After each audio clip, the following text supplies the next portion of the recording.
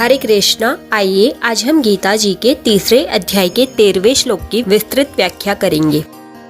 यज्ञशिष्टाश्चिनः सन्तो मुच्यन्ते सर्वकिल्बिषय भुञ्जते ते तुघं पापा ये पचन्त्यात्म कारणात्। अर्थात यज्ञशिष्ट योग का अनुभव करने वाले श्रेष्ठ मनुष्य संपूर्ण पापों से मुक्त हो जाते हैं, परंतु जो केवल अपने लिए ही पकाते अर्थात सब कर्म करते हैं वे पापी लोग तो पाप का ही भक्षण करते हैं। व्याख्या है, यज्ञशिष्टाश्चिनः सन्तः कर्तव्य कर्मों का निष्काम भाव से विधि पूर्वक पालन करने पर यज्ञशिष्ट के रूप में योग अथवा समता ही शेष रहती है।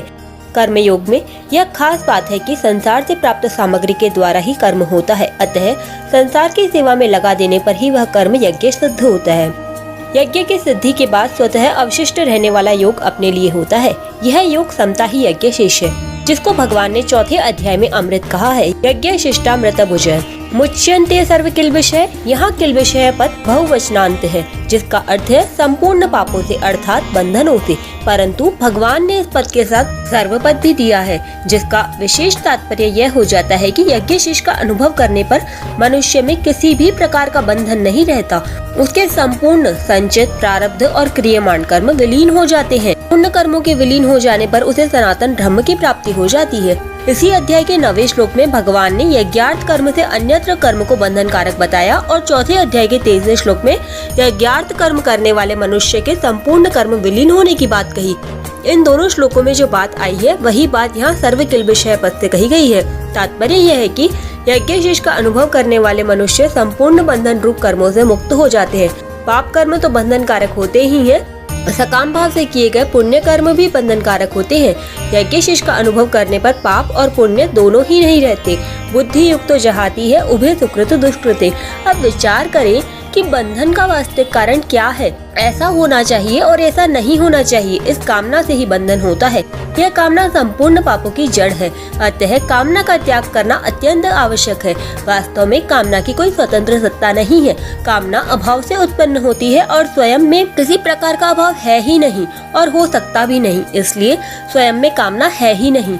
केवल भूल से शरीर आदि असत पदार्थों के साथ अपनी एकता मानकर मनुष्य असत पदार्थों के अभाव से अपने में अभाव मानने लगता है और उस अभाव की पूर्ति के लिए असत पदार्थों की कामना करने लगता है।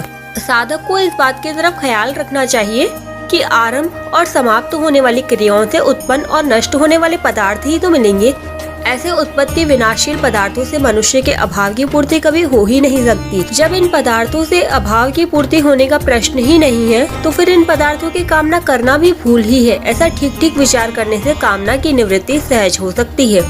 हाँ, अपने कहलाने वाले शरीरादि पदार्थों को कभी भी अपना तथा अपने लिए न मानकर दूसरों की सेवा में लगाने से इन पदार्थों से स्वतः संबंध विच्छेद हो जाता है, जिससे तत्काल में अपने स्वरूप का बोध हो जाता है। फिर कोई अभाव शेष नहीं रहता। जिसके मन में किसी प्रकार के अभाव की मान्यता कामना नहीं रहती, वह मनुष्य जीते जी ही संसार से मुक्त है। ये पचन्त्यात्म कारणात्। अपने लिए कुछ भी चाहने का भाव अर्थात स्वार्थ, कामना, ममता, आसक्ति, अपने को अच्छा कहलाने का किंचित भी भाव आत्म कारणात् पद के अंतर्गत आ जाता है। मनुष्य में स्वार्थ बुद्धि जितनी ज्यादा होती है वह उतना ही ज्यादा पापी होता है। यहाँ पचंती पद उपलक्षक है, जिसका अर्थ केवल पकाने से ही न होकर खाना पीना चलना बैठना आदि समस्त सांसारिक क्रियाओं की सिद्धि से है।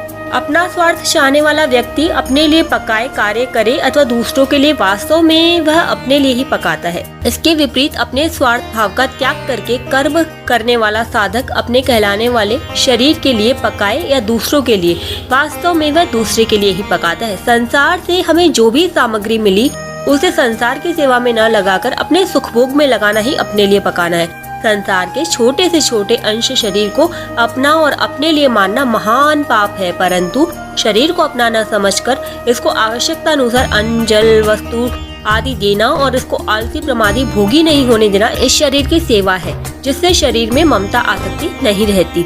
मनुष्य को अपने कर्मों का फल स्वयं भोगना पड़ता है, परंतु उसके द्वारा किए गए कर्मों का प्रभाव संपूर्ण संसार पर पड़ता है। अपने लिए कर्म करने वाला मनुष्य अपने कर्तव्य से च्युत हो जाता है और अपने कर्तव्य से च्युत होने पर ही राष्ट्र में अकाल, महामारी, मृत्यु आदि महान कष्ट होते हैं। अतः मनुष्य के लिए उचित है कि वह अपने लिए कुछ भी न करे, अपना कुछ भी न माने और अपने लिए कुछ भी न चाहे। कर्म फल का आश्रय लेना अपने लिए पकाने के अंतर्गत है। इसीलिए भगवान ने 6 अध्याय के पहले श्लोक में अनाश्रितः कर्म फलम पदों से कर्मयोगी को कर्म फल का आश्रय न लेने को कहा है। सर्वथा अनाश्रित हो जाने पर ही मनुष्य अपने लिए कुछ नहीं करता, जिससे वह योग में स्थित हो जाता है। भुंजते तुघम पापम। इन पदों में भगवान ने अपने लिए कर्म करने वालों की सभ्य भाषा में निंदा की है। अपने लिए किए गए कर्मों से वह इतना पाप संग्रह कर लेता है कि 84 लाख योनियों एवं नरकों का दुख भोगने पर भी वह खत्म नहीं होता, प्रत्युत संचित के रूप में बाकी रह जाता है। मनुष्य योनि एक ऐसा अद्भुत खेत है जिसमें जो भी पाप या पुण्य का बीज बोया जाता है वह अनेक जन्मों तक फल देता है। अतः मनुष्य को तुरंत ये निश्चय कर लेना चाहिए कि अब मैं पाप नहीं करूँगा। इस निश्चय में बड़ी भारी शक्ति है। सच तो यह है कि परमात्मा की तरफ चलने का दृढ़ निश्चय होने पर पाप होना स्वतः रुक जाता है। यहाँ पर विशिष्ट भाव यह है कि मनुष्य के पास शरीर, योग्यता, पद, अधिकार, विद्या, बल आदि जो कुछ है वह सब मिला हुआ है और बिछड़ने वाला है। इसलिए वह अपना और अपने लिए नहीं है, प्रत्युत दूसरों की सेवा के लिए है। इस बात में हमारी भारतीय संस्कृति का पूरा सिद्धांत आ जाता है। जैसे हमारे शरीर के सब अवयव शरीर के हित के लिए ही हैं, ऐसे ही संसार के सभी मनुष्य संसार के हित के लिए हैं। कोई मनुष्य किसी भी देश, वेश, वर्ण, आश्रम आदि का क्यों न हो, अपने कर्मों के द्वारा दूसरों की सेवा करके सुगमता पूर्वक अपना कल्याण कर सकता है। हमारे में जो कुछ भी विशेषता है वह दूसरों के लिए है, अपने लिए नहीं। अगर सभी मनुष्य ऐसा करने लगे तो कोई भी बद्ध नहीं रहेगा, सब जीवन मुक्त हो जाएंगे। मिली हुई वस्तु को दूसरों की सेवा में लगा दिया तो अपने लिए घर का क्या खर्च हुआ, मुफ्त में कल्याण होगा। इसके सिवाय मुक्ति के लिए और कुछ भी करने की जरूरत नहीं है। जितना हमारे पास है उसी को सेवा में लगाने की जिम्मेवारी है। उससे अधिक की जिम्मेवारी है ही नहीं, उससे अधिक मनुष्य कर सकता भी नहीं। अपने पास जितनी वस्तु, योग्यता, सामर्थ्य है उतनी पूरी सेवा में खर्च करेंगे तो कल्याण भी पूरा ही होगा। वास्तव में शरीर से संसार का ही काम होता है, अपना काम होता ही नहीं, क्योंकि शरीर हमारे लिए है ही नहीं। कुछ न कुछ काम करने के लिए ही शरीर की जरूरत होती है।